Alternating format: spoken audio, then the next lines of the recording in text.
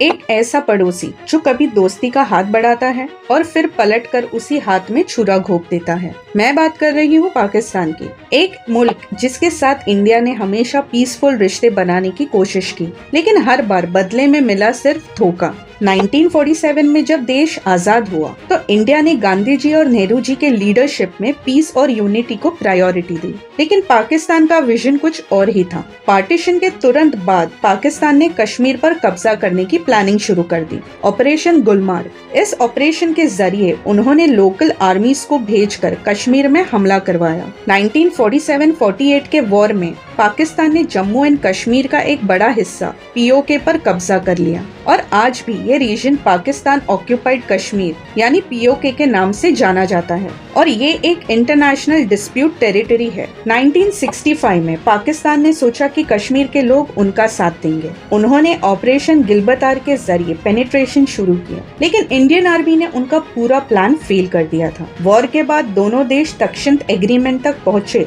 लेकिन भरोसा फिर भी टूट चुका था। फिर आया 1971, ईस्ट पाकिस्तान में सिविल वॉर हो रहा था। इंडिया ने बांग्लादेश की आजादी के लिए सपोर्ट दिया। रिजल्ट पाकिस्तान की सबसे बड़ी हार। एक नए देश का जन्म हुआ, बांग्लादेश, और 90,000 पाकिस्तानी सोल्जर्स ने इंडियन आर्मी के सामने सरेंडर किया। वर्ल्ड हिस्ट्री का one of the largest surrenders. 1999 में जब सब सोच रहे थे कि शायद अब दोस्ती की तरफ कदम बढ़ेगा, वाजपेयी जी लाहौर गए, पीस टॉक हुई, लेकिन पीठ पीछे पाकिस्तान की आर्मी ने इंडियन टेरिटरी पे घुसपैठ कर ली थी। कारगिल वॉर होता है और इसका मतलब था ट्रस्ट का अल्टीमेट बिट्रेल। 2001 में इंडियन पार्लियामेंट पर हमला होता है 5 हेविली आर्म टेररिस्ट के जरिए। इन्वेस्टिगेशन में पता चलता है कि इसके पीछे जैश ए मोहम्मद का हाथ था, जो पाकिस्तान से ऑपरेट करता है। फिर आता है 2008 मुंबई अटैक 26/11। अजमल कसाब एक टेररिस्ट जिसे जिंदा पकड़ा गया, पाकिस्तान का रहने वाला था। इन्वेस्टिगेशन से पता चला कि प्लानिंग, ट्रेनिंग, फंडिंग सब पाकिस्तान में हुई थी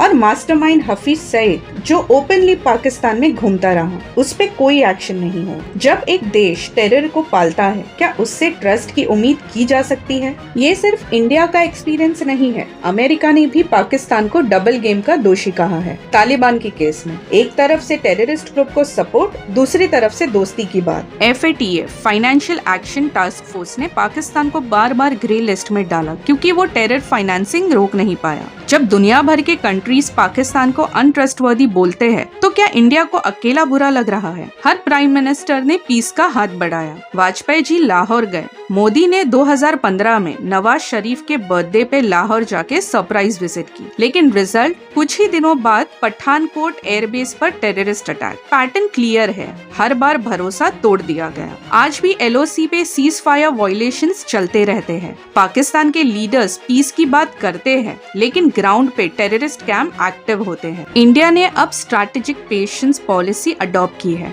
ना अननेसेसरी अग्रेशन, ना ब्लाइंड ट्रस्ट। जो भरोसा कभी बन ही नहीं पाया, उसके लिए सर्जिकल स्ट्राइक और बालकोट एयर स्ट्राइक जैसे जवाब मिलते हैं। तो क्या पाकिस्तान पर भरोसा किया जा सकता है? मेरे हिसाब से तब तक नहीं जब तक वहाँ की मिलिट्री और टेरर ग्रुप के बीच का कनेक्शन खत्म नहीं होता। जब तक उनके साइड से क्लियर इंटेंट नहीं आता, तब तक ट्रस्ट बिल्ड नहीं हो सकता। इंडिया ने हर बार भरोसा तो किया, लेकिन हर बार उसका फायदा उठाया गया। अब समय आ गया है कि भरोसा नहीं, अकाउंटेबिलिटी मांगी जाए। आपको क्या लगता है, क्या फ्यूचर में इंडिया और पाकिस्तान कभी सच्चे दोस्त बन सकते हैं, या दोस्ती का चैप्टर परमानेंटली बंद हो चुका है? कमेंट करके जरूर बताना। अगर आपको ये वीडियो इन्फॉर्मेटिव लगी हो तो लाइक, शेयर करो और चैनल को सब्सक्राइब करो ऐसे ही देश से जुड़े इन डेप्थ एनालिसिस के लिए।